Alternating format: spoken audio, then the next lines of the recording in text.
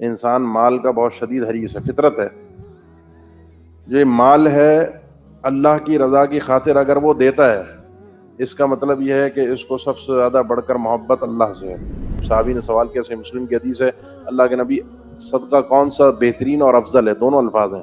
تو آپ صلی اللہ علیہ وسلم نے فرمایا کہ انت تصدق وانت صحیح شحیح، اس کیفیت میں صدقہ کرو بالکل صحت مند تندرست ہو. تمہیں بھی مال کی ضرورت ہے، آگے امیدیں ہیں، زندگی ہے، اپنے پلانز ہیں، گولز ہیں، اور فقر و فاقے کا ڈر ہے کہ دے دیا تو میں اپنی ضرورت کہاں سے پوری کروں گا.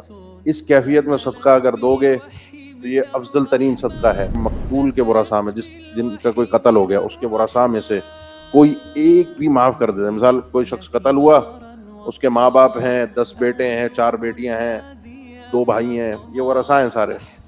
ان بیٹوں میں سے کوئی ایک بیٹا معاف کر دیتا ہے، باقی 9 کہتے ہیں ہمیں قصاص چاہیے، ایک معاف کر دیتا ہے تو اس کو معاف کر دیا جائے گا.